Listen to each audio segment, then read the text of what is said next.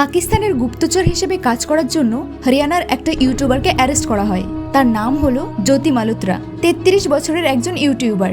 তার এই সুন্দর চেহারার পেছনে একটা কালো মুখোশ লুকিয়ে আছে, যার ব্যাপারে জানলে তোমরা সকলে তাকে ঘৃণা করতে বাধ্য হবে। পুলিশ জানায় একজন পাকিস্তানি এজেন্টসের সাথে এর প্রেম হয়। 2023 সালে এই মহিলা পাকিস্তানে যায় এবং পাকিস্তানি ইন্টেলিজেন্ট অফিসিয়ালের সঙ্গে তার সম্পর্ক ভালো হয় এবং আমাদের ভারতের মিলিটারি সেন্সিটিভ ইনফরমেশনগুলো শেয়ার করতো পাকিস্তানে, যেখানে শুধু পাকিস্তানের পজিটিভ ইমেজ দেখানোর চেষ্টা করা হয়েছে এবং তাকে পাকিস্তানের হাই কমিশনের সাথে ইফতার পার্টিতে যোগ দিতে দেখা যায়। আর এই সব কিছুর পেছনে তার স্বার্থ ছিল যে সে এইসব করে অনেক টাকা পাচ্ছিল, বিভিন্ন দেশ ঘুরতেও পারছিল, শুধুমাত্র নিজের দেশের সাথে বিশ্বাসঘাতকতা করে। আর এই মহিলা শুধু একাই নয়, পুরো একটা নেটওয়ার্ক বানিয়েছে ভারতের ইনফরমেশন পাকিস্তানে পাঠানোর জন্য। তো শত্রু দেশের বাইরে না, দেশের ভেতরেই আছে।